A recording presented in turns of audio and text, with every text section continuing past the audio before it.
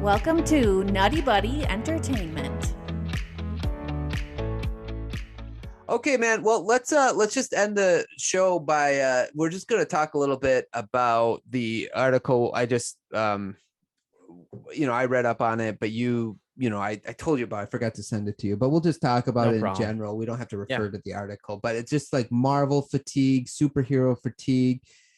Do you think that's something real? Do you think it's some other things that are a factor to maybe why like there's less interest in phase 4, even though there's still interest, it's just not as much as there were in previous phases?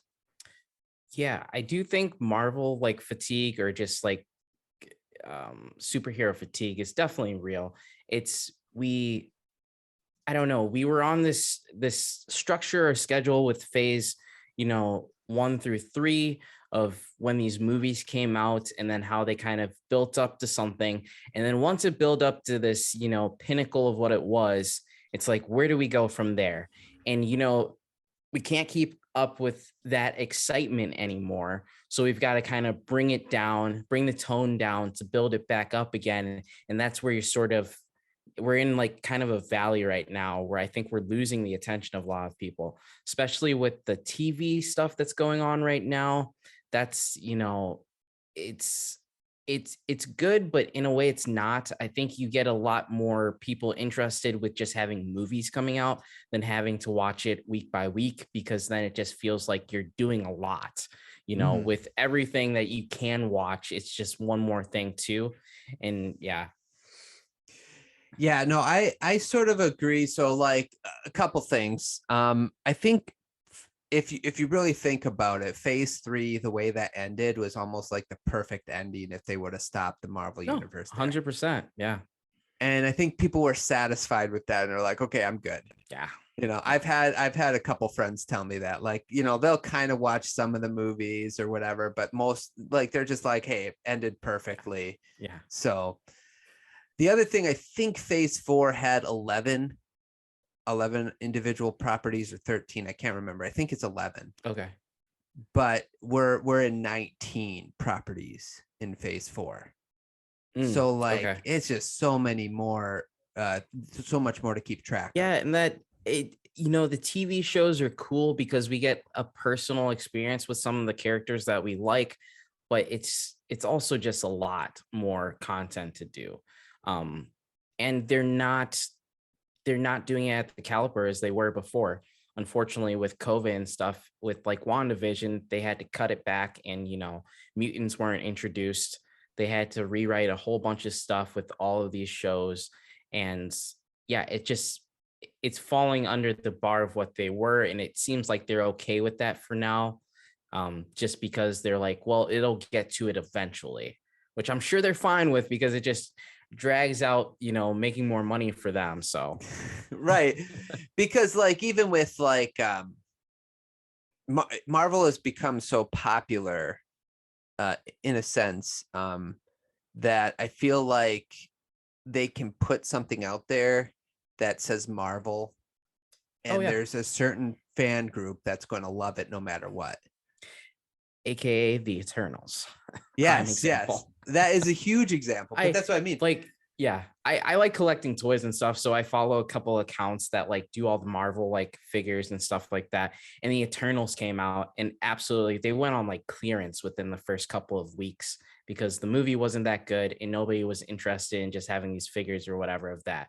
And it's like, still they pumped out all of the characters that were like even dead in the series. So it's like they have the capability of making all this stuff, and they're just going to push it on you and be like, this is good, guys. Just like, get through it until the next one or something like that. Yeah. And I think what that does though, is it sort of it can hurt the quality of the product you put out, because if you have fans that are just going to come back, you don't have to try as hard to tell like great stories or whatever. Yeah. Does that make sense? No, yeah, I was hopeful about like the Eternals, but I had a gut feeling I wasn't gonna like it, but I still went and saw it. Even if I don't like a movie, I'm still going to see it eventually. You know, it's one of those things where Marvel specifically, like I probably like Miss Marvel, or what's the show that's coming out on Disney Yeah. Plus? Is it Miss Marvel? It's yes, I think so. It's or It's is it the Marvels? No, I think you're right, Miss No, Marvel. it's just, yeah, Miss Marvel. Like I I'm probably going to end up watching that show at some point. I probably will think it's okay or whatever, but it's Marvel, so you know, it's in the franchise. You kind of see what happens if it connects to something else. You want to see if you're missing out on something, you know, if there's an end credit scene. That's why you sit at the movies and wait 20 extra minutes just to see a 5-second clip. So Correct. And it's funny because that's why I went and saw the new Venom movie that came out, you know, yeah. the most recent one, like as soon as I could, because I heard there was an end credit scene that connects it to the MCU. So it was just like, hey, I gotta go see this, Yeah. you know, ASAP. But I think that's part of it though. So like it's, you know, if they recognize that there's going to be fans that love their content no matter what they push out. And so it's like they don't have to try as hard, which, you know, is both good and bad, because then like when I feel like as like content creators, I'm using quotations because, you know, we're just starting this out, but like I feel like it's hard to be objective, because then people are like, oh no, you don't know what you're talking about. Like, but no, I do. I'm not blinded to the Marvelness of it. And whatever. So I think that's a big factor. It's just the fact that like, I agree there's some fatigue, but I also agree. I also think that they have gotten away with writing sort of subpar stuff, or putting subpar 100%. stuff, because phase 3 was so good. What they did in phase 3, I think the only like bust would be Captain Marvel, but that still made $1 billion in the box office. Ant-Man and Wasp, was that phase 3 too? That wasn't as good either. I think that was phase 2. Okay, Ant-Man I thought was phase 2, and then phase 3 was. No, you're right. Yeah, phase 3 was Ant-Man and Wasp. Yeah. Okay. Yeah. Yep. So I didn't care for that movie too much, but overall, the majority of the movies I really liked. They did a really good job with them. So yeah, no, phase 4 definitely feels like a sequel movie. Like it's just it's not quite hitting the mark as the first one. And hopefully they can get it back together. I don't know. And the last thing I'll say is that like modern day comic books aren't as loved as classic comic books. So I think that's also sort of hurting the Marvel, because they got what they could out of Tony Stark. They got what they could out of Aaron Rodgers. I almost said Steve Rogers. They got these very well-known characters. Now they got X-Men and Fantastic Four that they should grab off of. But I think that's part of it, is that like not a lot of people like, and they have a right to, not like modern day comics. And part of the reason, which I understand, I don't necessarily know how I feel about it, but is like something lazy writing when you take a different person and just give them the same powers as the person before, if that makes sense. So, they're opening up this pantheon of, you know, superheroes with the end of Endgame. How many people came through those portals? So it's this huge world of like possibilities, and then they're adding more stuff into it, because you know, it's like, I love the character Nova, and they're talking about coming out with a movie for that, but it's like, as cool as that would be, it's just one more character to add into like everything. It's almost it's getting to a point where it's like, we need some sort of Justice League split off here of like organizing all this stuff. So that's a great point. Like, just have different divisions of the universe, or you know, like you have maybe like 6 or 7 properties that you run with, and then wait till like the next 3 phases are done, and then pick 6 and 7 other properties and just focus on those properties, instead of like just bringing, we're just gonna bring all these guys in now and just do everything. And I don't know, it feels like right now every movie's just so disconnected from everything else. We had Doctor Strange and Spider-Man, but Eternals really didn't like loop in any of the other Marvel like previous franchises that we've had. They just added new ones into there. And then even moving forward, Doctor Strange is the next thing where it's bringing back old characters, but like any of these TV series stuff, we haven't seen any of those characters back into like a movie or anything.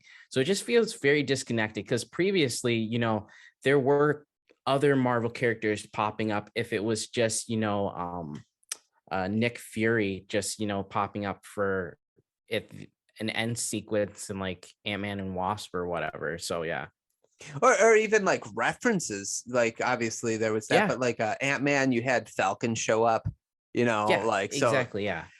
Yeah, and I agree with the whole disconnected thing is like the fact that a hand came out of the ocean, basically, like how that doesn't come up in other movies, just like at least as a reference, like, that's not as bad as when that hand came out of the ocean or whatever would be kind of nice. But and I also think they have this thing where they're setting too much stuff up right now as well, because it's like you got, which we'll talk about, but I'm kind of hoping that Wanda becomes the next main villain in the MCU.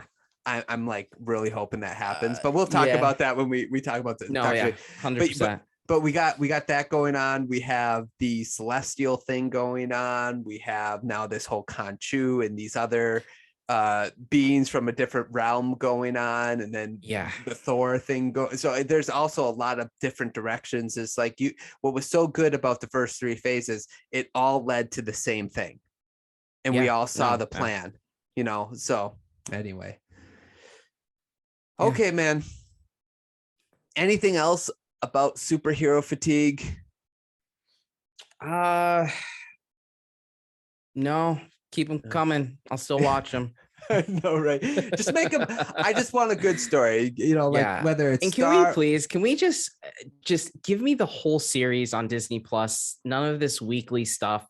I just want all 6 episodes to binge watch, and then I can move on to something else, please. That's fair. But yeah, I'm just saying, like with Star Wars, DC, like the two big in Marvel, the 2 biggest movies this past in the last year is Spider-Man and Batman. It's because we're never really sick of those characters if you do like great writing. If you do them right, yeah. So just do it right, guys. Disney.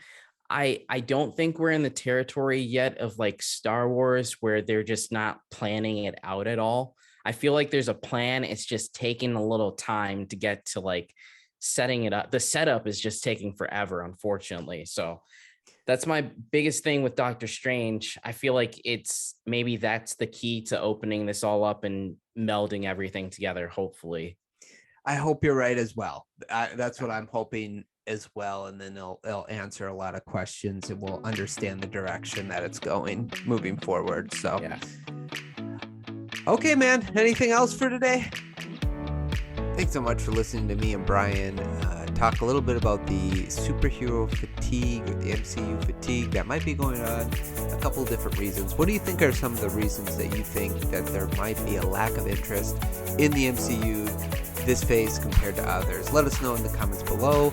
Subscribe to the channel, like the video, and if you'd like to listen to us break down the rest of Moon Knight episode 5, click on one of the links below. Thanks so much for listening. I hope you guys enjoyed. We'll talk to you guys soon.